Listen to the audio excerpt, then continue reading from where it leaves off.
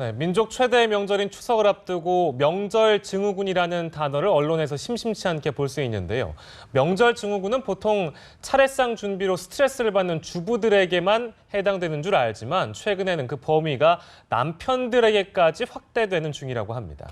가장들의 명절 증후군, 이유는 무엇이고 해소를 위해 필요한 노력은 무엇인지 김동철 심리학자와 함께 짚어보겠습니다. 어서 오십시오. 안녕하십니까? 네, 안녕하십니까?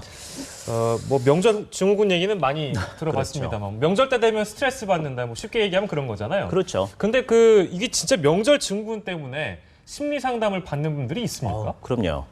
그래요. 사실 명절 증후군이라고 한다면 다들 알고 계시겠지만은 네. 심리적 스트레스로 인해서 신체적, 정신적 문제가 발생이 되는 것인데 네. 이런 심리적 문제와 정신적인 문제들 때문에 예를 든다면 지금 현재의 문제, 그러니까 사건이 만들어진 그 문제가 지속적으로 그러니까 명절에 어떤 일들이 만들어졌다면 그 문제가 지속적으로 전가가 되고 확장이 돼서 심각한 우울증을 겪는 경우도 상당히 많이 있고요.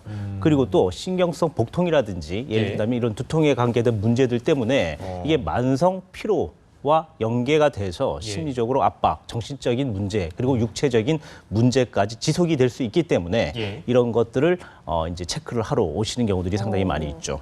그 명절 증후군 하면 저희가 주로 주부들을 떠올리는데 최근에는 그렇죠. 가장들도 많아졌다고 하고요. 그 대상이 그렇죠. 점점 다양해지고 있다면서요? 그럼요. 예전엔 이게 사실은 이제 시월드라고 하는 얘기도 있었잖아요. 그렇죠? 그런 것처럼 주부에 대한 문제를 가지고만 얘기를 했었던 적이 많았습니다. 네. 그런데 경제적으로 문제가 발생이 되고 그리고 환경적으로 문제가 발생이 되면서 이 자체가 문제가 좀 많이 좀 됐었습니다. 네.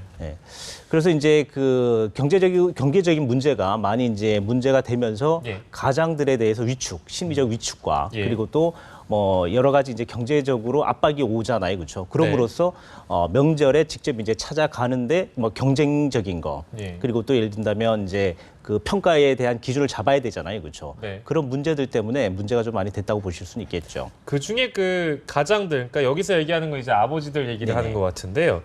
아버지들이 명절 증후군을 앓는다. 그러니까 여러 가지 이유가 이제 앞서 조금 예를 들어주셔서 있겠습니다만. 어머니들의 명절 증후군과 아버지들의 명절 증후군을 굳이 비교한다면 어떤 차이가 있는 걸까요? 이게 좀 크게 나누자면 어머니들도 정신적인 문제가 상당히 많습니다만은 터널 증후군이라고 아마 들어보셨을 거예요, 그렇죠? 그러나 정신적인 문제도 있지만 가사노동이 급작스럽게 많아진 거죠, 그렇죠? 그럼으로 인해 가지고 육체적 고통이 상당히 동반이 되는 겁니다. 그런 문제로 예를 든다면 터널 증후군, 우울증 그리고 또 집중적으로 안 하던 일들을 함으로써 그리고 성차별에 대한 문제도 있습니다. 여성들은 일을 하게 되고 남성들은 받아먹기만 하고 이런 생각들도 많이 하시잖아요, 그렇죠? 그래서 정신적으로, 심리적으로 많이 오는데 그것보다도 육체적인 이제 문제가 훨씬 더 많은 게 이제 아내들이라고 보시면 되는 것이고요. 남성들은 예를 든다면 요즘 이제 퇴직도 많아지고 실업도 많아지고 경제적인 문제로 인해 가지고 위축을 많이 받았단 말이죠. 그래서 자괴감이 많이 있는 상황에서 명절에 이제 가족들을 만나면서 여러 가지 상황들이 확산되고 전가가 되는 부분에 대해서 스트레스를 많이 받고는 있죠. 퇴직 같은 얘기를 하시니까 그런 생각이 좀 드네요. 그러니까 저도 예전에 그랬습니다만 취업이 잘 안 되면 왠지 그 가족들 오랜만에 만나가지고 영식이 뭐하니 이런 얘기 들으면 좀 그렇잖아요. 그렇죠. 그런 거랑 비슷한 거겠네요. 그렇죠. 사실은 이제 가장들 같은 경우는 보통 저희들이 느낄 때 이런 거죠. 가장의 직무, 도리가 있잖아요. 그렇죠. 일을 해야 되고 돈을 벌어야 되고. 돈을 벌어야 되고. 그러나 실제적으로 만약에 퇴직이라든지 문제가 이제 그 직장 내에 문제가 발생이 됐다면 이 패배감이 상당히 심할 겁니다. 그랬을 때 우리 패배감이 심하면 나가기 싫어하죠. 그렇죠. 집에만 있고 자기에 대해서 벽을 쌓아버리는데 명절이라고 하는 것들은 벽을 쌓을 수 없는 어쩔 수 없이 진행이 돼야 되는 거잖아요. 그렇죠. 그렇다 보니까 가기는 싫고 그럼 억지로 가게 되고 행복도를 안고 가는 게 아니고 부담을 안고 가게 되는 거죠. 그럼 경제적인 문제가 아내들로 봤었을 때는 경제적인 거 해결도 못 하는데 가서도 행복한 얼굴이 아닌 거지. 일도 안 하고 얻어먹기만 하고. 얻어먹기도 하니까. 아이고. 그래서 명절이 끝나고 더 큰 싸움으로 번지는 네. 경우들이 많이 있다고 보시면 되죠. 그렇습니다. 그런 뭐 퇴직이나 실직 네네. 문제로 스트레스를 받을 수밖에 없는 분들도 계시지만 예. 어떤 물리적인 거리 때문에 명절을 혼자 그럼요. 지내시는 분들도 계시잖아요. 이게 보통 이제 요즘 기러기 아빠들 상당히 많이 예. 있습니다. 네. 한 50만 명 정도가 된다라고 하는데 네. 홀로 지금 이제 계신 분들이 500만 명인데 한 50만 명이 한 10분의 1 정도 된다고 예, 예. 보는데 네. 일단 이 분들이 사실은 물리적인 거리 때문에 가고 싶어도 가지 못하고 그리고 같이 어울리지도 못하고 예. 그러니까 이제 이런 부분들이 이제 장기간이잖아요. 그렇죠? 기간이 네. 상당히 길기 때문에 예. 이 기간 동안 혼자 뭔가를 해결하고 싶은데 해결하지도 못하시고 네. 뭐 주변에 이제 환경이 만들어지지 않았으니까 그렇죠.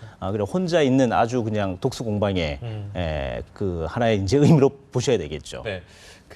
우리가 이제 앞서 예를 들었던 퇴직을 맞이한 아버지, 실직한 아버지, 뭐 혹은 기러기 아빠들. 네네. 사실은 이런 분들은 어느 정도 연배가 있으신 분들이잖아요. 그렇죠. 근데 이제 제가 언급하고 싶은 것은 젊은층 가장들도 명절 증후군이 있더라. 그러니까 제가 이제 30대 중반인데요. 제 네네네. 친구들이 거의 다 이제 결혼해가지고 가정을 네. 갖고 있단 말이죠. 네네네. 근데 결혼한 지 한 2, 3년 되고 나서 다 그런 얘기 하더라고요.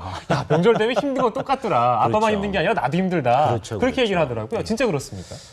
실제적으로 사실 나이가 드신 연배가 많으신 분들보다 예. 젊으신 분들이 사실 명절 증후군이 더 많은 것도 사실입니다. 그 이유가 예전 같았으면 이제 보수적인 가정이라고 생각을 한다면 네. 꼭 지내야 되고 꼭 이제 그런 가족들과 모여서 예, 그런 예. 행사를 해야 되잖아요. 그렇죠? 예. 근데 젊은 분들은 사실은 이제 사회가 좀 바뀌면서 여성에 대한 이제 신장이 좀 많이 됐잖아요. 그렇죠? 네. 그러다 보니까 그 자체가 여성의 파워가 센 겁니다. 우먼 파워들이 있어서 돈을 같이 봅니다. 예. 그리고 가사 일은 아내가 하고 자녀 교육도 아내가 또 많이 해요. 네. 그럼 남성들이 대부분 어떨까요? 많이 위축이 되고 예. 힘들죠. 네. 그래서 요즘 분위기가 어떤 분위기냐면 다 그렇다고 얘기는 하지 못하겠지만 네.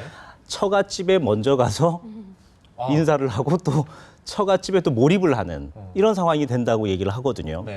그렇다가 보니 예. 뭐 용돈을 드리고 싶어도 아내가 위주로 계획을 잡아서 드리게 되고 네. 남편들은 사실 가서 눈치가 보이는 상황이 돼버린다는 얘기죠. 예. 그래서 사실은 시댁에 가고 싶지만 아내의 눈치 때문에 친정이 더 오래 있어야 되는 네. 일들. 시댁에 잠시 인사하고 친정에 오래 있어야 되고 이제 이런 구조들이 만들어진다라고 얘기를 합니다. 네. 그래서 이제 여성에 대한 권익 신장이 높아지면서 나타낸 사회 현상이 아닌가 이런 네. 생각도 드네요. 우리 박사님은 명절 증후군 없습니까? 저 같은 경우에는 예. 전략을 좀 잘 짜는 편이에요. 네. 전략이요? 전략이라고 하면 좀 재밌을 것 같긴 한데 네. 제가 예전에 집이 아주 멀었습니다. 네. 저기 이제 경북 쪽 포항 쪽인데 뭐네요. 서울에서 포항까지 가려면 뭐 짧게는 뭐 한 4-5시간이 간다고 부산 가는 거리랑 하지만 비슷하잖아요. 그럼요. 예. 길 때는 8시간, 9시간씩 정체가 되거든요. 예. 그래서 사실은 스트레스를 받지 않기 위해서 차 안에서 놀이를 할 수 있는 것들을 좀 많이 좀 챙겨가는 편이에요. 그래서 이제 아이들을 위해서 이제 뭐 음악이라든지 예. 영상이라든지 이런 것들을 충분히 가져가서 아이들을 보게 하고 네. 그리고 저희들도 작은 팝카통에다가 예. 음식을 다양하게 많이 넣어서 이제 긴 시간 장기적으로 아주 기니까 네. 먹고 기다리고 네. 그리고 또 어떤 놀이를 하기 위해서 하나의 이제 어떤 이제 여러 가지 이벤트를 만들어 나가는 것이죠. 예. 그렇게 되다 보면 먼 거리에 스트레스를 받는 게 아니고 가족들하고 이렇게 모여서 놀 수 있는 시간들이 생각보다 많이 없거든요. 뭔가 여행을 가는 느낌이랄까요? 그렇죠. 여행이라고 생각을 하셔야 되겠죠. 예, 그리고 예. 복장도 사실은 저희들 이제 어른들을 만나 뵈야 되니까 예. 정장을 하고 이렇게 만나 뵈지만 그때는 반바지 차림에 아주 여행 가는 기분으로 네. 그렇게 해서 즐기다 보니까 큰 문제는 되지 않았던 것 같습니다. 네. 이렇게 박사님처럼 귀성길을 여행길로 즐기는 것도 한 방법이 될 수 있을 것 같은데 그렇지 못한 분들 같은 경우에는 이제 명절 이후에 뭐 이혼을 하는 사례도 있다고 해서요. 부부간의 노력이 좀 필요해 보이는 것 같습니다. 이게 사실 문제가 이제 명절 이후의 문제예요. 예. 예, 명절 때는 사실 즉흥적인 일도 많이 일어나고 여러 가지 사건들이 일어나더라도 봉합이 될 수 있는 시간들은 안 됩니다. 네. 그러면 와서 이제 부부 싸움들이 많이 일어나는데 명절 이후에 부부가 이혼하는 사례가 10% 20%가 더 증가한다는 얘기가 있거든요. 예. 그래서 법무부 사례인데 일단 이런 것들이 문제가 분명히 된다는 얘기입니다. 네. 예. 그렇죠. 이게 사실은 해소를 하고 오면 좋은데 네. 이 해소가 응어리가 돼서 계속 터지는 거예요. 네. 이게 이제 이렇다고 보시면 됩니다. 사실은 명절 때 문제가 일어나서 빵 터졌다가 아니고 네. 그 전에 사실은 네. 문제가 산재돼 있었다는 거죠. 작게 산재돼 있다가 예. 주변에서 타인들에 대한 많은 얘기들을 듣게 되겠죠. 아이고. 듣게 되면 그때부터는 이제는 뭐 방법이 없는 거죠. 네. 빵 터질 수밖에 없고. 근데 가족끼리 싸울 수는 없고 가슴에 묻어놓고 네. 집에 오죠. 그렇다고 또 이제 와서 가족들 앞에서 문제가 싸울 되죠. 수는 없잖아요. 그렇죠. 네. 그래서 이제 집에 와서 문제가 터져서 이제 여러 가지 이제 그 뭐 이혼적인 문제도 있겠지만은 네. 정신적으로 참아 놓으신 분들은 또 여러 가지 심리적 문제, 정신적인 문제가 함께 나타난다고 보시면 될 겁니다. 글쎄요, 그 가장들을 주제로 저희가 이제 짚고 있으니까 굳이 어떤 이런 심리적인 위축감이나 어떤 패배감 이런 게 든다면 그 가장들이 해소할 수 있는 방법들은 어떤 게 있을까요? 글쎄요. 이 가장들이 사실은 네. 스트레스를 해소하는 방법들을 모르시는 분들이 상당히 많아요. 네. 그리고 한번 저희들이 스트레스를 해소를 하려고 한다면 날짜를 잡죠. 일정을 잡고 이때 풀자. 다 가장들끼리 모여서 그렇죠. 뭐 술을 드시건 예. 뭐 어떤 놀이를 하시건 네. 골프를 치러 가시건 예. 이렇게 어떤 일정을 잡아놓고 하는 행동들을 하시거든요. 예. 근데 이런 부분들은 별로 도움이 되지 않는다라고 생각하시면 돼요. 만약에 예. 가상 예언을 해서 일주일 뒤에 뭔가를 하겠다, 스트레스를 풀기 위해서. 예. 근데 그게 만약 실행이 안 될 수도 있잖아요. 그렇죠? 그렇죠. 안 되면 어떻게 될까요? 더 쌓여요. 더 쌓이죠. 이렇게 더 스트레스가 풀리지 않고 예. 쌓여서 계속 계단처럼 올라가는 현상들을 기분부전장애라고 합니다. 그래 그런 것처럼 심리적 타격이 상당히 있을 수 있기 때문에 네. 멀리 예언을 해서 스트레스를 풀려고 하시지 말고 오늘 바로 지금 푸시는 게 가장 좋다는 얘기입니다. 예를 든다면 오늘 어떤 문제가 생겼습니다. 네. 그러면 오늘 저녁에 바로 예를 들면 영화를 혼자 보러 간다든가 예. 아니면 혼자 아주 분위기 좋은 바에서 와인을 한잔 한다든가 예. 그래 스스로가 케어할 수 있는 이게 자기 케어의 스트레스가 상당히 도움이 되거든요. 근데 멀리 잡아놓으시면 네. 무조건 문제가 생깁니다. 여성 같은 경우에는 스트레스가 심하게 생기면 바로 화장대 앞에 앉아서 네. 화장을 고치고 예. 한번 미소를 지어보는 쉽게 말해서 거울 효과라고 하는데 예, 예. 자기 얼굴을 보고 기분이 좋아진다면 스트레스가 해소가 되는 것이에요. 그래 그런 것처럼 남자들도 네. 예, 그때그때 푸시는 게 좋죠. 네. 네, 그때 스스로 좀 해결하는 방법을 네네네. 제시를 해주셨는데 사실 가장들이 이런 심리적인 위축감을 느끼는 게 명절 때만의 문제는 아닌 것 같아서요. 그럼요. 가족들의 노력도 좀 필요해 보이지 않습니까? 옆에서 많이 도와줘야죠. 예, 예. 그럼요. 이게 사실 요즘은 너무 이제 핵가족화돼 있어서 예. 그리고 또 아이들이 성장을 하다 보면 각자의 또래 문화에 좀 심취해 있습니다. 예. 그거와 더불어서 스마트 기기들이 이제 확장이 되면서 네. 집에 가도 다 이제 혼자 놀잖아요. 다 그거 갖고 놀죠. 앞에서 놀잖아요. 스마트폰 가지고 두드리고 막 이러잖아요. 그렇죠. 네. 한 사례가 어떤 사례가 있냐면 아이들이 거기에 이제 몰입돼 있고 예. 아빠는 그 가족들과 같이 소통을 하고 싶은데 하지를 못했기 때문에 네. 스마트 기기를 같이 할 수 있는 방법. 아, 제가 잘은 모르겠지만 그런 앱이 있는지는 잘 모르겠지만 예, 예. 하나의 앱으로 같은 가족들이 아니 다 모여서 네. 어떤 것들을 만들어 나가고 네. 진행해 나가고 어. 뭐 이런 계획을 해주는 뭐 그런 것들이 있다면 아마 네. 도움이 되지 않을까라고 생각이 드는데 예. 놀이를 좀 같이 하는 문화를 만드셔야 돼요. 어. 예전 같으면 사실은 아버지와 아들이랑 바둑이나 이제 장기를 두면서 소통을 해 나가기도 하고 네. 딸들은 요리를 도우면서 같이 뭐 이렇게 소통을 해 나가는 게 상당히 많았거든요. 예. 근데 요즘은 그런 것들이 다 단절이 돼 있죠. 그렇기 때문에 가족들이 소통을 될 수 있는 부분들은 같이 뭔가를 소통을 할 수 있도록 어떤 대화를 통하던 아니면 스킨십을 통하던 방법을 찾아 나가셔야 될 겁니다. 네, 스마트폰 같이 써서 게임하는 걸 예를 드시니까 아니 근데 제 친구가 진짜 네네. 그 부부금술이 되게 좋은 친구가 있어요. 네네네. 근데 그 게임을 서로 같이 하면서 네네. 뭐 아이템 주고받고 이러면서 그렇죠.